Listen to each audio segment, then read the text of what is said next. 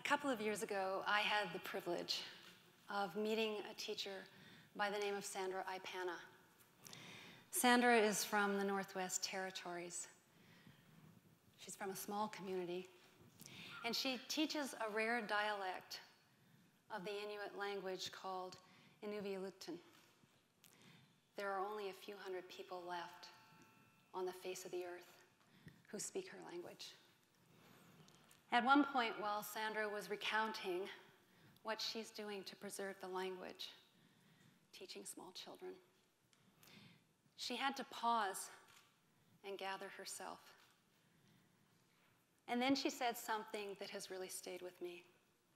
She said, "I love my language."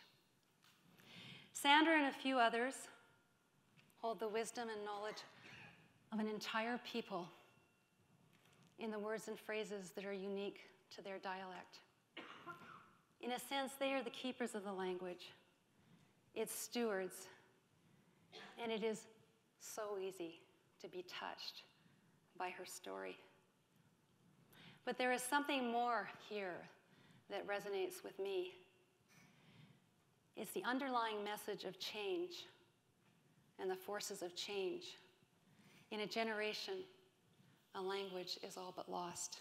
Change is upon us in our schools. That's why we're here, rethinking education, imagining how we can prepare our students to be innovative and creative and effective and humane in a world where digital tools are revolutionizing not only how we learn, but how we behave and ultimately, perhaps, how we think. And for those among us who are educators, we are deeply connected to that digital shift. We are agents of change, and we have a responsibility as stewards as we carry forward. What will we take with us, and what will we leave behind? It's in this context that I'd like to open a conversation about the practice of immersive and deep reading and the value of print as we move forward in digital culture. A few weeks ago, I read an article in the New York Times about Steve Jobs and his children and their dinner table conversation. And they talked about books and history, and there was no evidence of iPads or computers at the table. And the point that's relevant here is that books and history have a place in digital culture, alongside the new literacies of the internet. But I worry that if we don't unpack what it takes to read deeply and immersively, our children may never develop the skills, or at least the dispositions, to tackle dense prose and read immersively. Because there's no doubt that reading is a practice, and there's no doubt either that the richness of the language resides in literature. Day-to-day conversation can't compete. Neither can primetime TV, and neither can the text messages that we exchange socially. The frequency of rare words in children's books is estimated to be close to 50% greater than in the day-to-day conversation of educated adults. And when I'm talking about rare words, I'm talking about the words that give nuanced meaning and clarity to our ideas. But words are not the only thing that children get from literature. They get ideas, they get spaces to think, and they get time to reflect. And I think that that is what Professor Marianne Wolf, who studies the reading brain at Tufts University in Massachusetts, is talking about when she talks about the generative core of the reading process. It's that point in time when our minds interact with the text. Deep reading, and these are her words, is the act of going beyond the text to analyze, infer, and think new thoughts.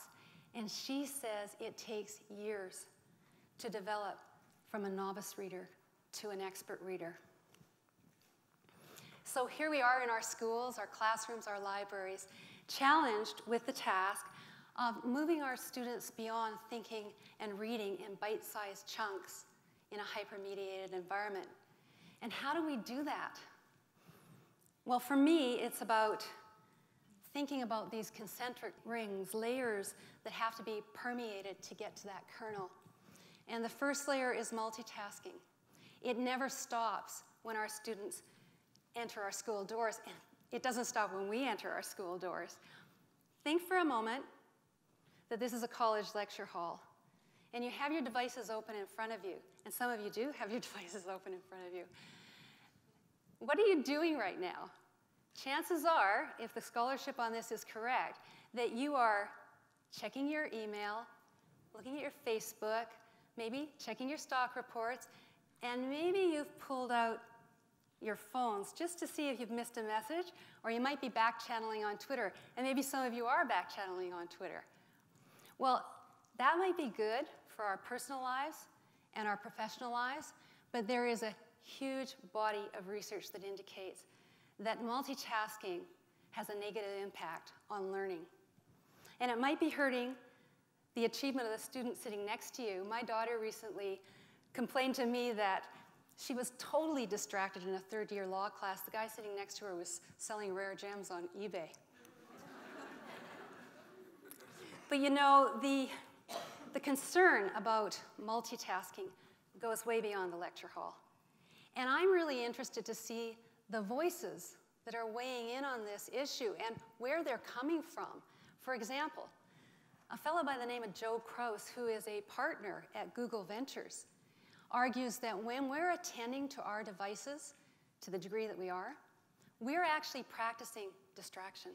And while we're doing it, we're missing out on other, more contemplative practices, practices that define our humanity, practices like thinking long form. I've often wondered what the opposite of thinking long form is. I can't really quite figure it out. Maybe it's reacting or something like that. Anyway, we're going to have to get a handle on this multitasking culture, and we're going to have to turn it around to a culture of mindfulness. And to do that, it's going to take a whole staff planning with students and having that conversation and developing that shared vision. Once we do that, we can start to support our students as they navigate the internet. Think of the skills that young people need to actually find a quality source online. Understanding how domains work, understanding how browsers work, filtering out advertisements, reading URLs, establishing authority and credibility from a source, and really, how do you do that when you have very little background knowledge on a topic?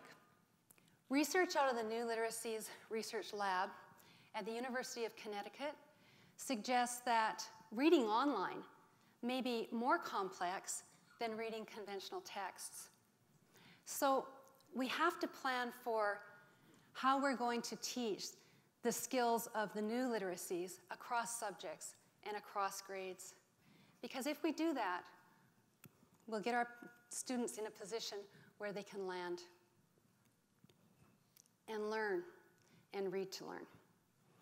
A colleague of mine came to me last year and he said to me, I want to stop the flitting about. I want my kids to land. I want them to read. And I want them to experience the transformative power of literature. So together, we collaborated on a unit. And it was really the culmination of years of working together in the library. And this is what we learned. Curiosity will take students a long way. And that's why the inquiry process is so important. When students have a driving question, a question they want answered, they're more likely to engage in reading.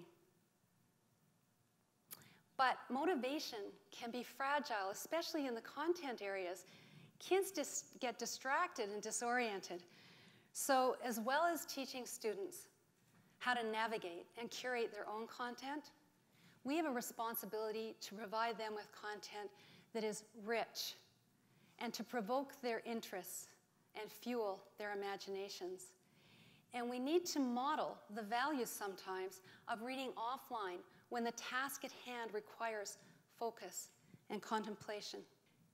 M.T. Anderson's young adult novel, Feed, describes a dystopian world where computers are no longer an arm's reach away, chips are implanted in children's brains, linking them to an information feed that is always on and replete with ads.